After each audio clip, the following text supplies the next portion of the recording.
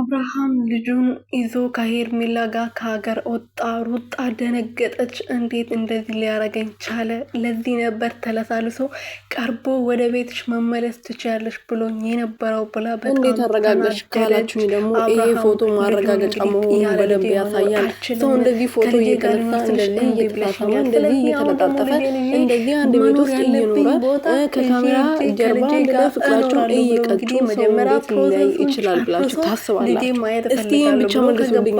ይህን ብቻ እየመለሳችሁልኝ በደንብ ተባሉ።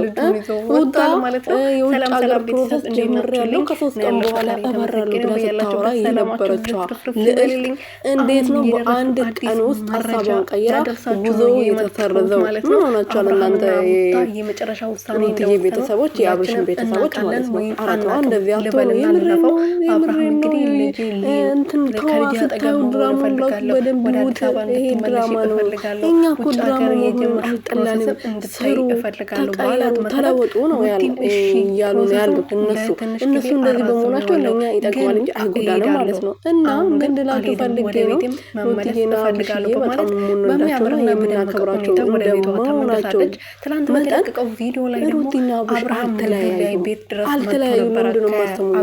ሰው እንደዚህ ፍቅር በፍቅር እንደዚህ ሆናበት እንደዚህ ፍልቅልቅ ብሎ ከልጃቸው ጋር እንደዚህ የሆኑ እንዴት ይለያያሉ ብላችሁ ታስባላችሁ?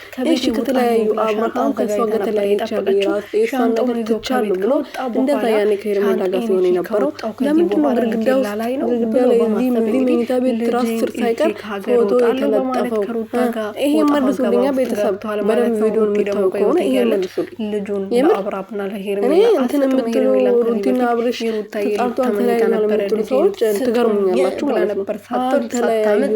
አልተለያዩም፣ አንለያይም የምን ዘፈን እነሱ ቆይቶ ከጋበዙ እኛ ነን እንጂ በደንብ ያላዳመጥ ነው።